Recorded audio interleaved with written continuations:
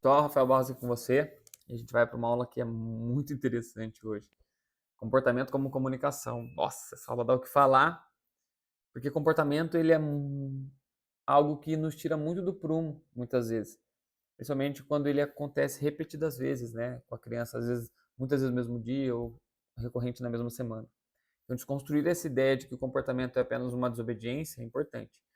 Um princípio essencial para que a gente possa trabalhar com uma inclusão muito mais assertiva e eficaz é comportamento é comunicação. Entenda isso. A gente está falando o tempo todo aqui, a gente está na 13ª aula. O tempo todo nós falamos sobre olhar os gatilhos, mapear o que acontece antes, fazer uma leitura mais refinada dessa criança, observar o que ela está dizendo com aquele corpo. Esse comportamento, que é reação também, final dela, é algo que a gente precisa lidar e aprender a ver não só como desobediência, mas como uma forma de se comunicar. O que ela está querendo dizer ali?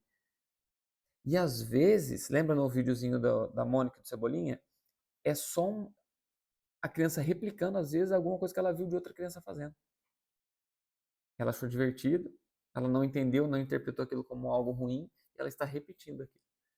Então isso não significa que todo comportamento deve ser aceito, tá? Sem mediação. Nós precisamos dar o limite, lembra? Limite, a educação, ter essa relação com os pais de dizer, ó, a gente faz um trabalho aqui na escola 5 dias na semana, durante 4 semanas no mês, enfim.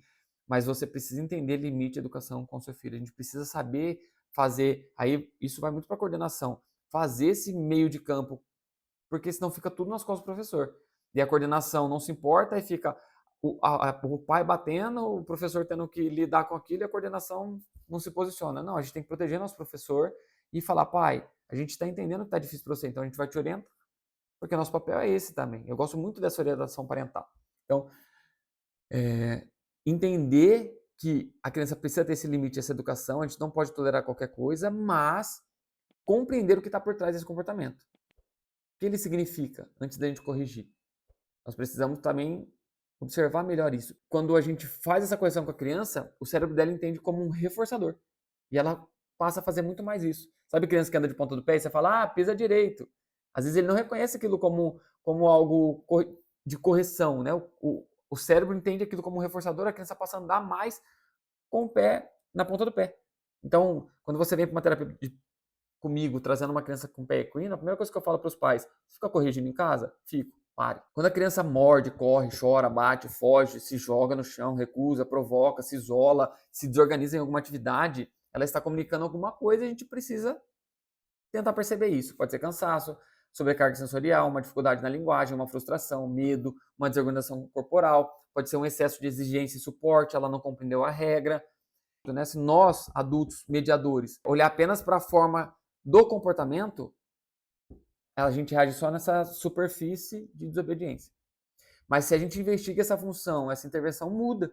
Por quê? Porque a gente começa a perceber que aquela criança está tentando escapar ou pedir ajuda, ou evitar algo, ou buscar algo em forma de uma comunicação que já passou do limite.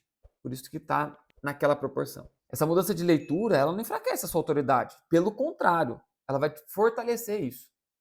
Porque o adulto passa a agir com mais consciência, menos impulsividade e dá mais chance de realmente poder criar uma oportunidade de ajudar essa criança a construir respostas melhores, que é o que a gente mais quer. Toda vez que você estiver diante de um comportamento inadequado, difícil, experimente fazer essa pergunta. O que a criança pode estar tentando me dizer por meio disso?